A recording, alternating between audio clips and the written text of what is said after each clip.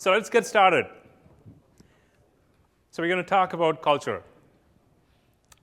Anyone familiar with this computational engine named Wolfram Alpha? Yeah? It's not a traditional Google search engine, but it's a computational engine, as they call it. So I went and looked for what culture means. So I want to define what culture is for this purpose of this talk. So if I talk to my wife what culture means to her, a Petri dish and stuff like that. Well, she's a microbiologist. But here, I'm talking about the attitude and behaviors of a society, of a team, of a Scrum team.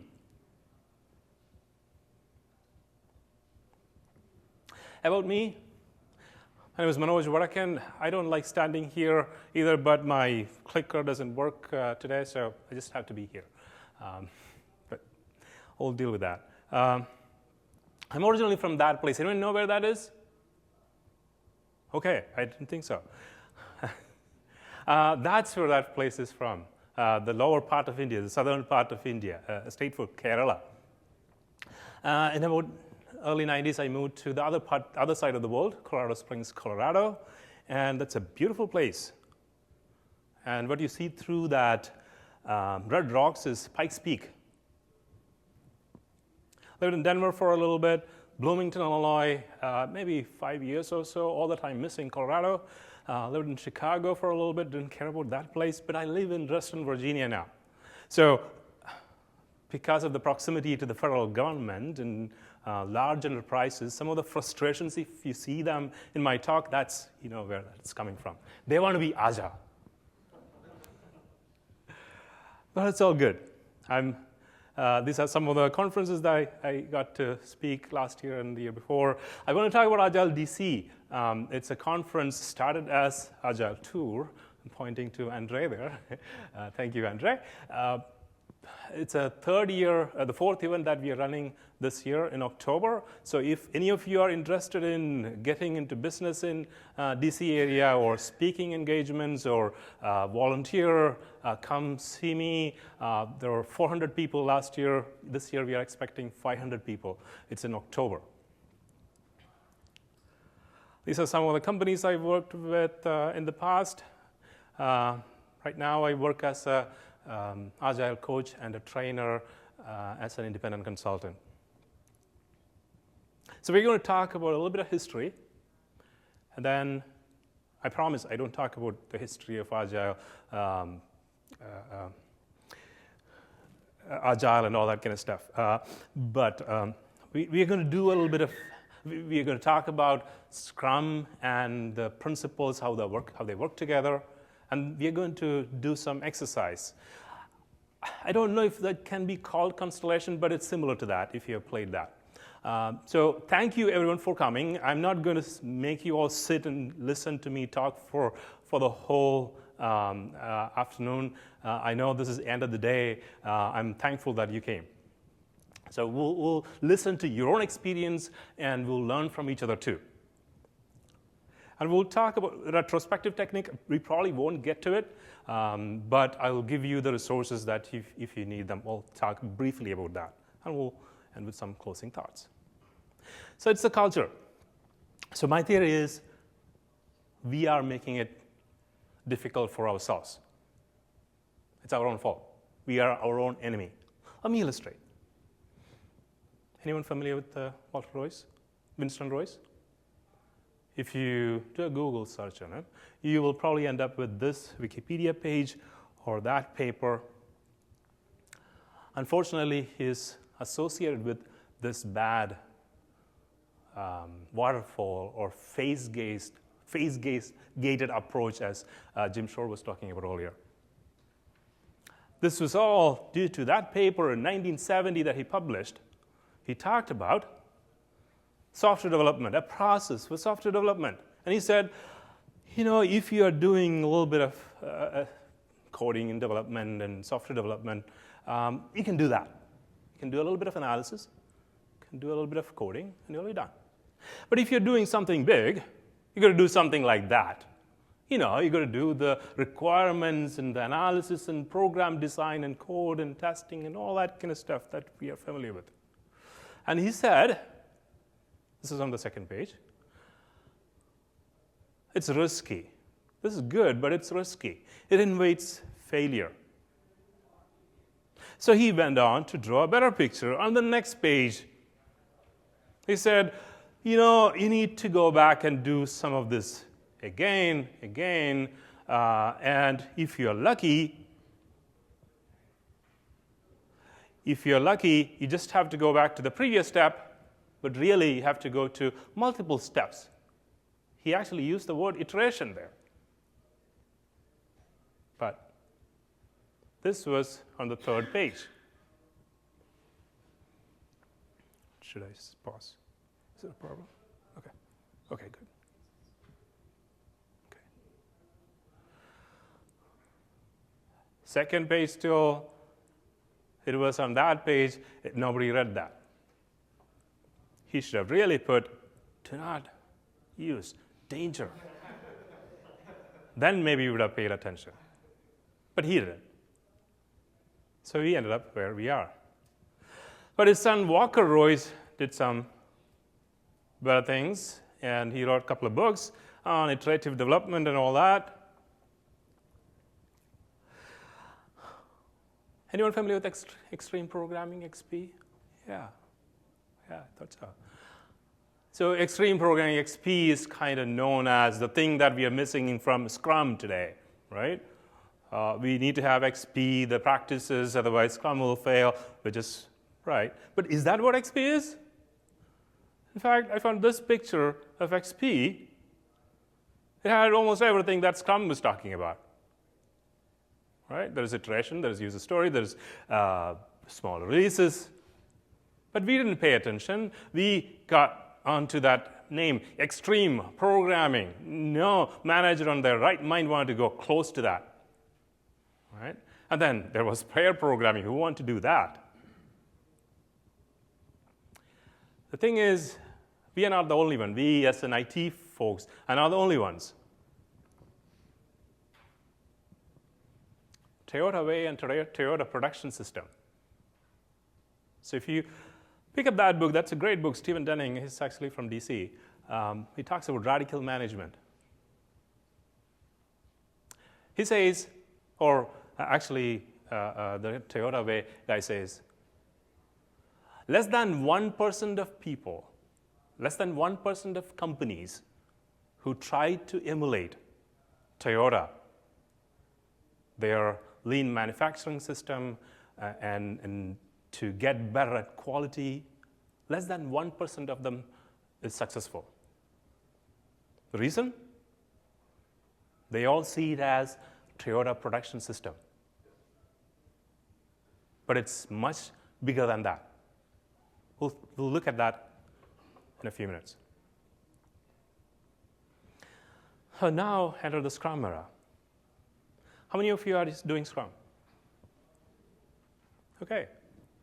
What do you mean by doing Scrum? We're doing like Scrum. Okay, I might count that. So everyone is familiar with this picture, probably. Some of them who are practicing Scrum. No? Okay. This is a very popular picture from Mike Cohen's website. Whoever said they are practicing Scrum? Can anyone? Okay. Can anyone tell us what this picture is in a minute? Okay. Can you explain? Okay, go ahead. You have a backlog. Okay, backlog. Comes from your customer. Customer. Big thought ideas. You have to break them down at some point to start feeding into your teams. Okay, so you decompose those. The teams get that. They decide what they can do. Yes. They meet for time box that. They do that for a day with the product owner. You know, trying to figure out, can we do this? What are we going to have to do? Get some estimates, some design ideas. After that, they work for anywhere from 2 to 4 weeks, trying to crank that out. At the end of that time, they have something that is deliverable. Okay. They have a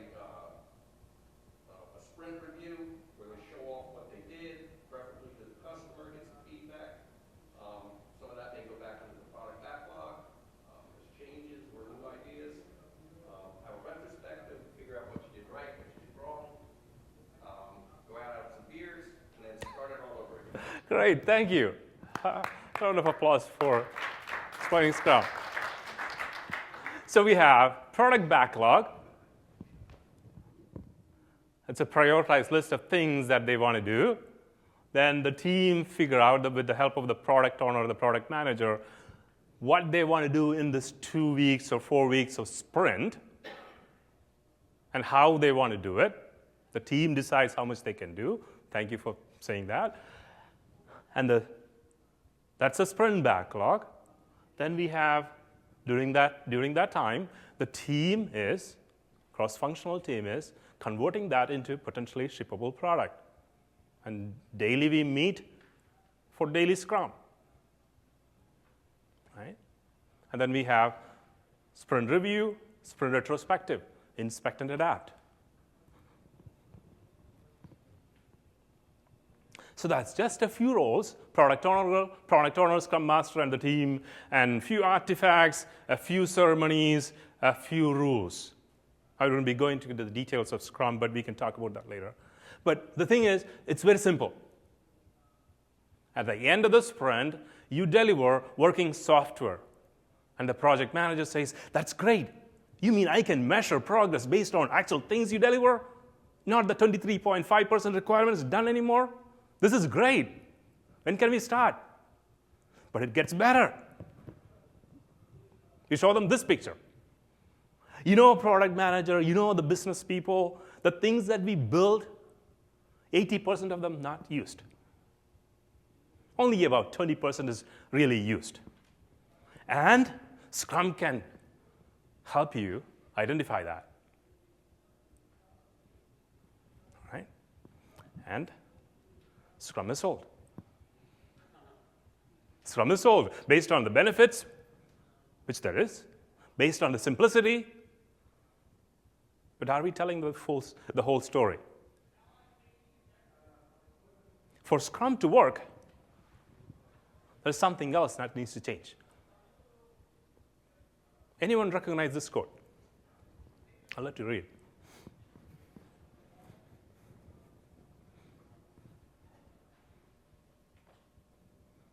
This is from a book, a very popular book, a very popular author in, I believe, 80s. When I show you the name, you will recognize it.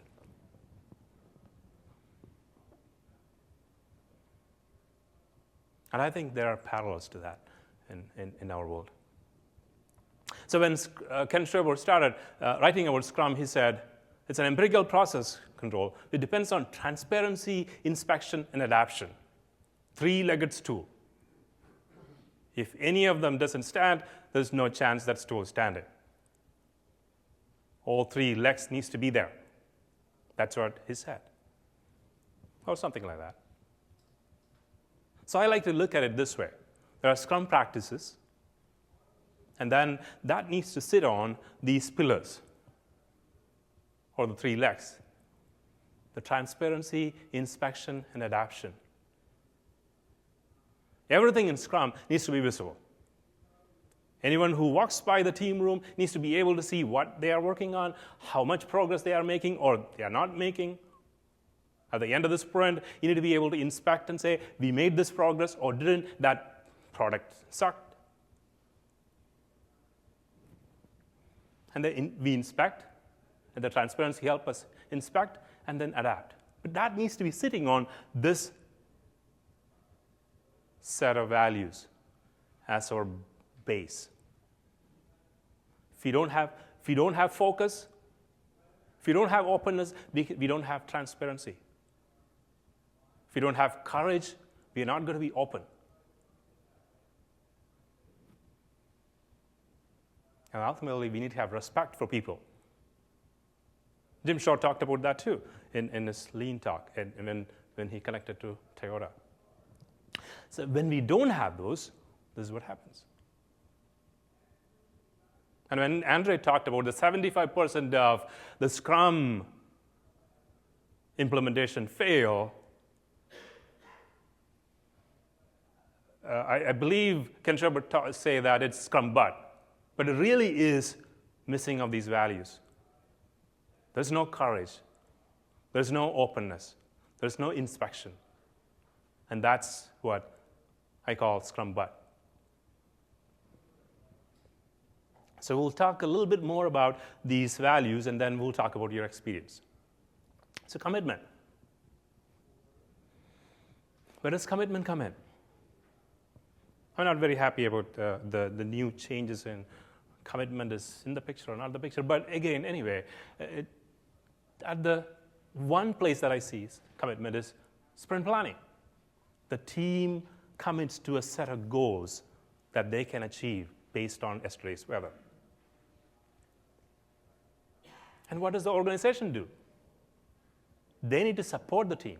They need to commit to stay out of the way or help them remove impediments.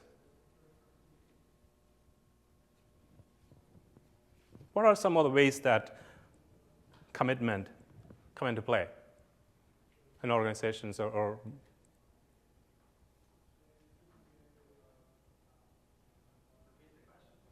So what are some of the ways where commitment or no commitment come into play? Here's a clue. How about multitasking? We don't know which programs we are working on right now, or we can't decide.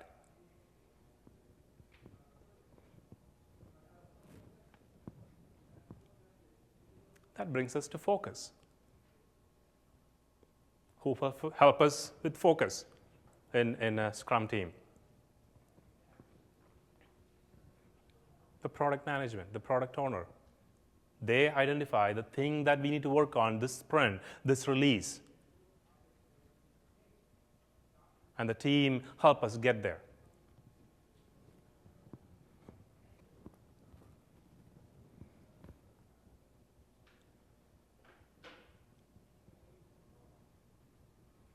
So what are some of the mechanisms that help us focus for the people who are doing Scrum? Any? I think having a good product backlog. Yes. And if you don't have that, the whole thing just falls right apart. Yes. The product backlog, and keep monitoring the product backlog. We started using the term product backlog grooming. And the product owner help us. The product owner and the team help us groom that and focus on something that is high priority for that sprint, for that release.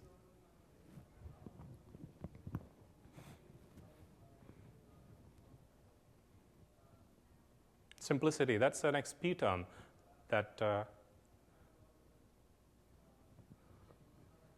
comes into play and talk about focus. I wouldn't talk more about that in this talk, but courage.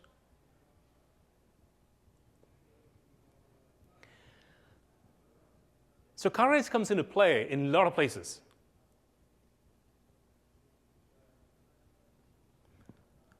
Last couple of months ago, I was in a government team where we had a couple of contract team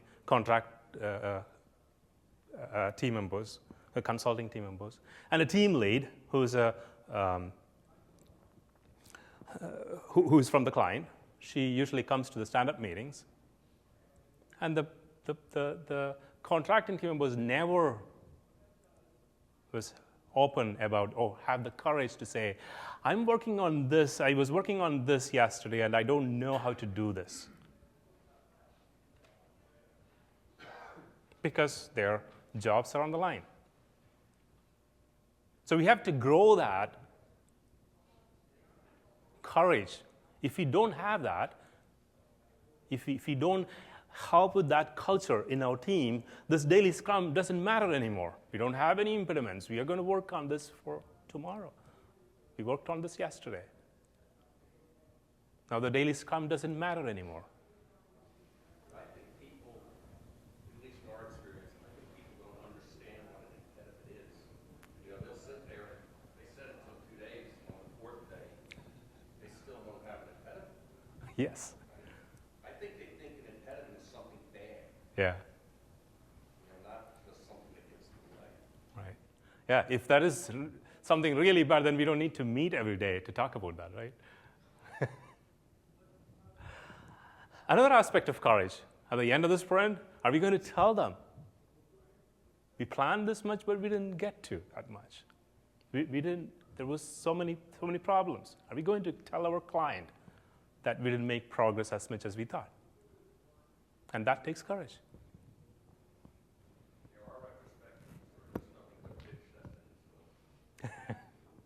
Can you say that again?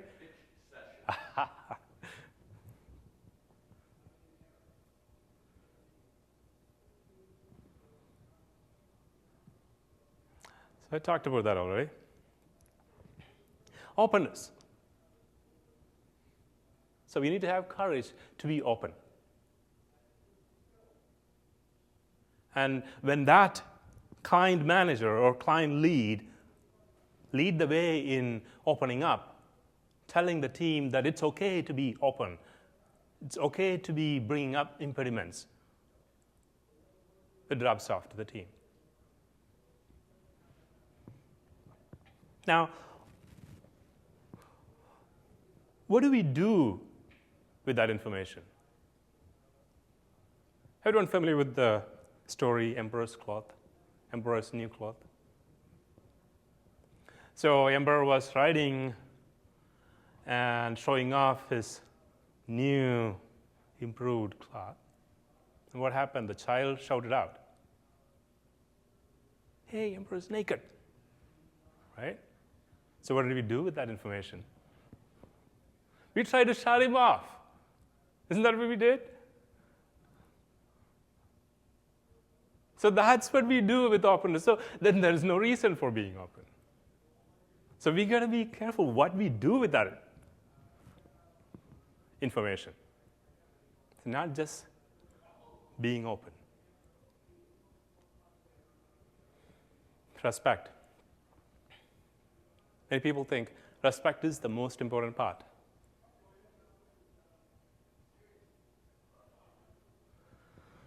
So it's about respecting each other. Respecting, we hired them for some reason, and then we trust them, and we let them do, within some constraints, what they can do. Here are my kids helping me with this posters. I'll talk about the posters in a minute. But in respect to respect, I want to tell you a story which I'm not very proud of, a parenting story. So that's my 8-year-old and the 5-year-old. They both like playing with Legos. And I love buying them Legos because I think it's a development tool they can use to build stuff and learn stuff. But guess what my 8-year-old does? He builds trucks, one type of truck, and keep it in the corner before you go to school. What does the younger one do? He breaks them. So every day, every evening, I have this thing to talk about. He broke my truck. You go build them again. It's Legos. That's for building stuff. You know what? From now on, you're building a different truck or different thing. Actually, forget about truck. We'll build something else. You know what he said? Dad, this is my playtime. This is my Legos. I don't know where that came from, but that taught me something. But think about that. We hire people, we interview them, we make sure they are good people, then we tell them exactly what to do. You build this store procedure, you build that store procedure, then we will integrate on third day, and we have it all figured out in your Microsoft project plan.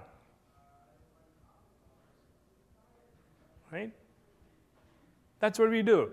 Just like I tell my son how to play. Is that what we should do? Again, Jim Shaw talked about having some say in, I forgot the word that he used, I forgot the term, but having some say, autonomy, having some say in what you're doing. Actually, how you're doing. There are a lot of constraints the organization can put together, but within that, they need to be given leeway to work the way they want to work. Going back to Toyota Way and Toyota production system. So when we look through the spectacle of traditional management, in Scrum, we see iterations. We see daily Scrums. We do product backlogs. We see roles. And in Toyota Production System, they see too. That's what they see too. It is the lean manufacturing system, reducing inventory. But there's a lot more than that.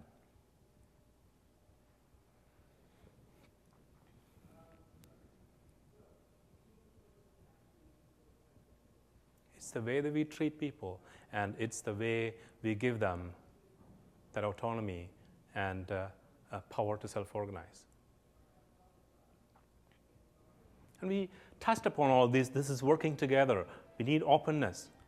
We need courage and respect. All work together. Any other values that you think I'm missing from this list?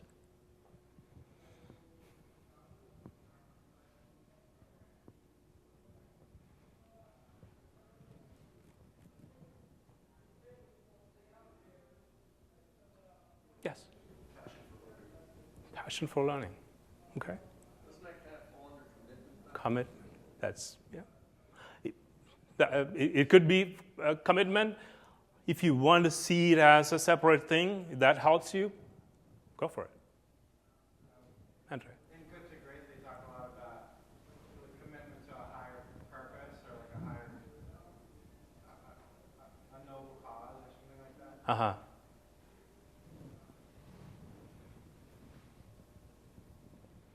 So that doesn't fit into any of those right there, maybe.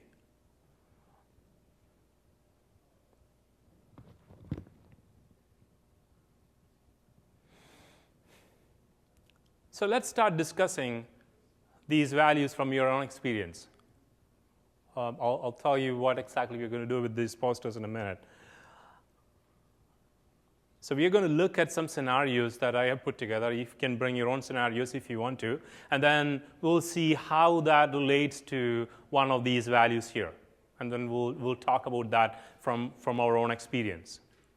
All right? So that's what we are going to do. So to warm up, stand up into, if you could all stand up and do this game with us. So fall into two groups. One is following Scrum some way or another, and one is not. This is just a warming up exercise, just to get you stand up. So find the value that you think is the most important. Again, there's no one right answer. It's your answer.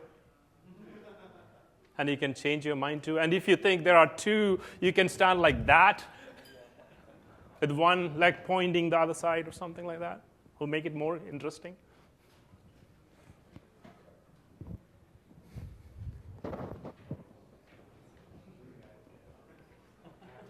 So people in the center are kind of between these two. It's okay? Okay, very, very diverse team. I like that. I'm just going to pick on somebody. Mike, what do you think courage is important? Courage is important because if you don't have the courage to speak up, people aren't going to know that there's necessarily a problem. If you don't have the courage to say, I can't do it, you're going to get overrun. Thank you. Who else want to volunteer? Andrew. I see Andrew. Sorry, I just can't respect you. You should be over here. Is that all?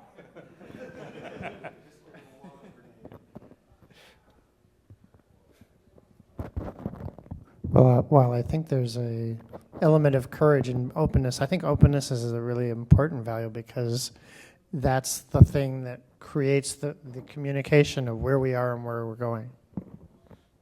Okay. I'll take one more. Okay. So I say commitment, not just to necessarily get the work done, but commitment to take your retrospective action items and know what you need to do to make your team better and act on it so that you actually do improve. Great. Very good. Okay, we're going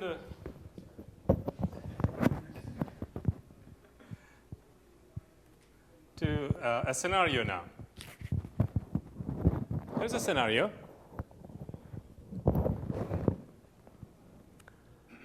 And your job is to think about maybe in your own experience something like that happened and see which value is missing from here. Again, there's no right answer. It's all your experience that's going to speak. So there's openness missing, a big team here, missing, 2 people, and then there's courage to tell, and there's focus, or just you're just staying. Focus, okay. I don't understand between openness and courage. Those seem identical to me. Openness and courage. Yeah, because, I mean, it's just about speaking up. They're both about speaking up. Yeah. So the question is that the customer respects I don't that. think there's any difference between, I don't think there's any difference between openness and courage, is there? What about between courage and respect? Those are also different facets. One's internal. So you have to have courage to be open. Well, And openness is basically, you can see at any point in time.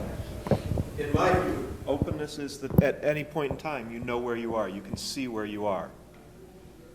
And I think courage, you need courage to be able to walk up to the Scrum board with all the tasks that are red and say, okay, we've got a problem here. One builds on the other, and I think you need I have this mantra. It's not brave if you're not scared. So courage adds another element of fear. And sometimes we're in an environment where it feels very safe, and so it's easy to be open. But in an environment where there's something to lose or there's some reason to be afraid, then courage is appropriate. I would say there's a difference between courage and bravery. So a difference between courage and bravery. Difference between courage and bravery. Like you're saying, yeah, bravery requires fear. Courage doesn't. In an environment in which everything's active and you know it's open and friendly, the person who is courageous is going to move out of that safe space. Going to talk about how we can advance even though we're comfortable right here and now. or change the direction of the group. Right. Everybody's kind of moving in a group thing. Right. They're going to challenge it. Yeah. So can anyone speak to some of these experience or something like that happened in your experience and give us some insight into what happened, or anyone have courage or openness to talk about that? Or so this is a scenario that might have happened in your situation or similar. Do you have a scenario that you would like to talk about? That you'd like to relate to? We've never had a problem telling the customer.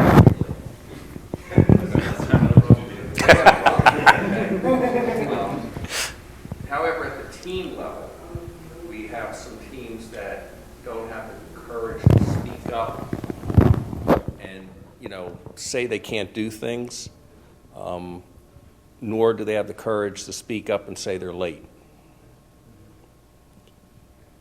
It's a common problem.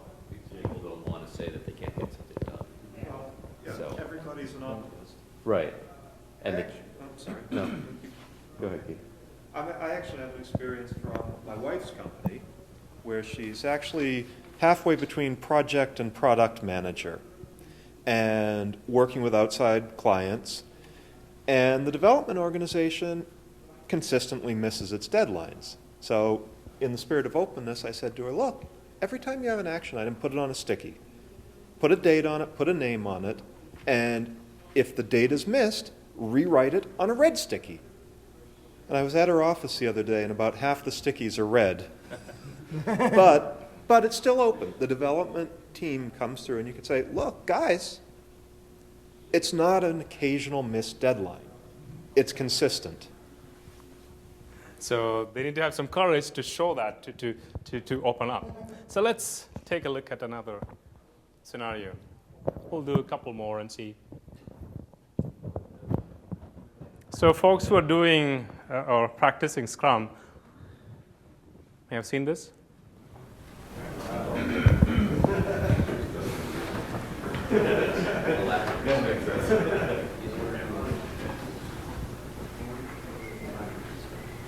How long was it supposed to take?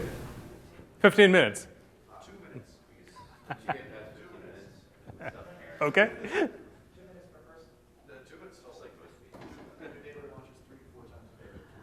Okay, so there are a lot of people on the focus, so they are not, anyone want to speak up?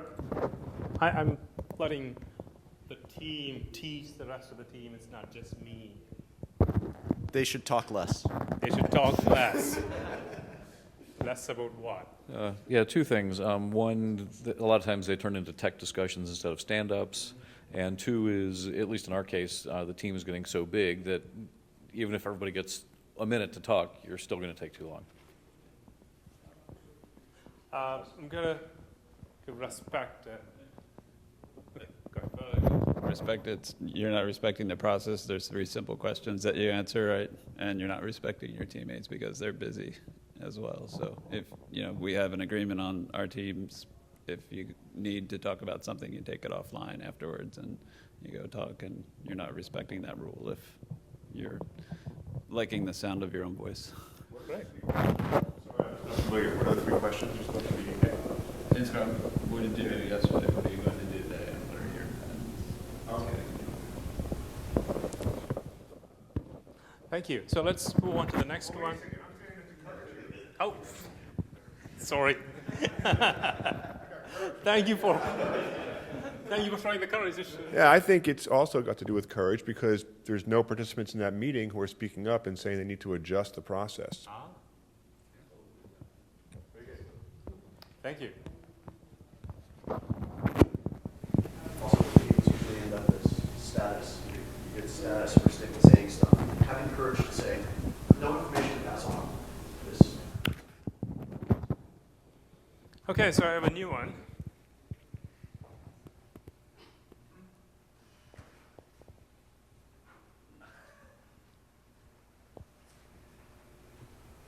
Retrospective is a meeting where it's like a lessons learned, but we do it in every sprint.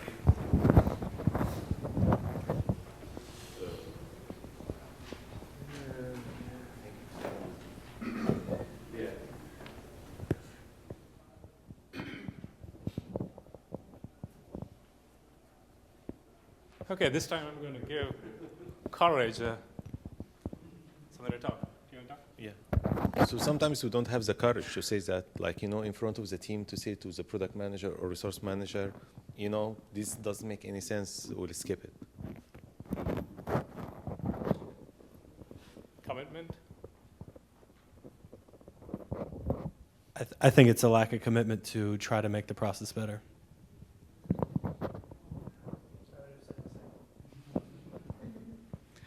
And I would say it's a lack of respect because whatever feedback is being provided apparently is not being respected and is not being listened to. Does it happen if you're just like so worn out by the whole damn thing? Feel comfortable over a commitment. So explain that a little bit more. Well, I mean, I could imagine that. Okay, here, let's hear out. I could imagine. I'm just wondering, like, I could imagine that attitude arising because of the observable that it doesn't matter, that these meetings are not effective, that not having experienced this, I could imagine that, it's a bitch session, and then everyone bitches, and then they go about, and there's no way to realize change based upon the retrospective meetings. So I could imagine this could be a practical a thing to say, which is we're not actually changing our behavior based on these meetings, so why are we having them? So again, I think I will go back to courage and asking, so we are doing this and have the courage to ask that question. Right. Yeah. Why are we doing this? Or what should we be doing? Right. It's useful asking the question, but the answer isn't to skip the meeting, it's to figure out why you think they don't matter. Yeah. And that's where perspective comes in that people are saying things, and if you think the meetings don't matter, then you need to figure out why you don't think they matter. And figure out what to change to make them matter to you if they matter to everyone else. Because they're important meetings, and if you think they don't matter, you're doing something very wrong. I'll tell you, you don't have all of these for a retrospective, just like work. Okay, I'm going to skip to the next step in our presentation. There are a few more, but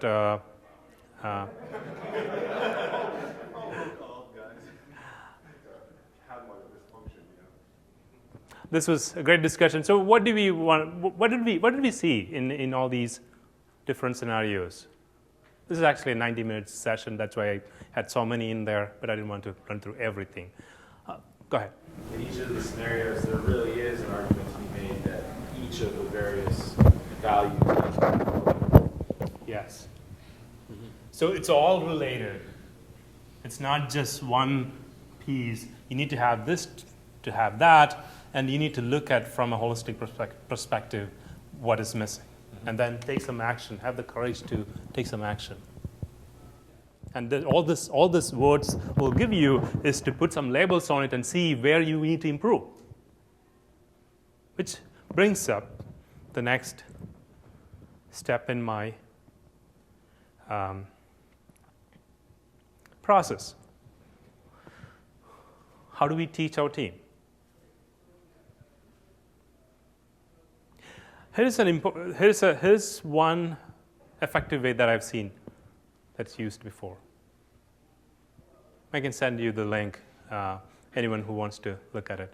It's a retrospective technique that called Team Radar. Let the team vote on where they want to work on. There are different aspects of the values that we are missing. Maybe in this sprint, what we saw was openness was really missing. And then let's work on that. And the team has a way to vote on which one they want to work on and identify some action items for them. So it's a retrospective technique. Now, this is what I would like you to do next. If you could go back to your worksheet, you wrote down one problem that you want to go away. If you go back to the person that you were discussing that with and see which value that might be missing in that situation. Okay, anyone wants to share an action item that you wrote down? Anyone want to share an action? Okay.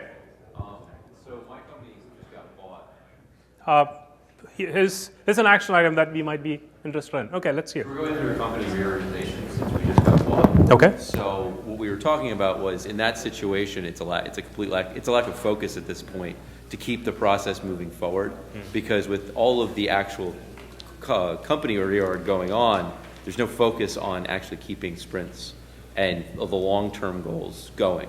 And so they have work for us to do, but it's not the same type of work that we were doing when they had long-term goals and actual things that they want to deliver, because they're not sure what they're on to deliver at this point. So it makes the work that you're doing have a lot less focus and meaning. So what action item are you going to get Well, from? I mean, the idea would this be values? that you need to actually have the courage to talk to someone about it and bring that up, such that you can either realign so that they can actually put some effort into it while realigning the company, or something to that effect. So one vote for courage and bringing it up and being open. Anyone else? Okay. I mean, two of us in the back here were in the same situation where we were working very agile, and we were purchased by a large company that is trying to push their non-agile processes down upon us. So the two things that we came up with were, one is us to continue to have the courage to fight for what we believe in and fight for our process and what's good for us. But the second thing is the respect from upper management. There's a reason why that large company purchased us was because we were being very successful, and they need to respect us and allow us the flexibility to continue to do what we were doing well. So let you do what your thing, your expertise.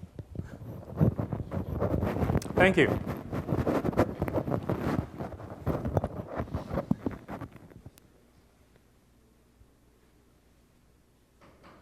So some closing thoughts. The practices are important, but without values, they're going to be dangerous. I've seen that happening. Anyone heard of sustainable pace? So in our waterfall wall, there was sustainable pace most of the time, and then at the end, we know we have to do this. But in here, we get feedback from early on. And what do we do with the feedback? We have to do more stuff to meet the release date somebody promised. Right? At that point, respect goes out of the way. Right? Courage goes out of the way. Openness goes out of the way. And we focus on the practices.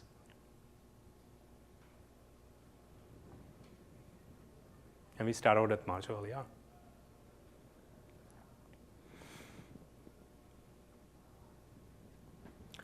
So let's make sure we communicate these values better.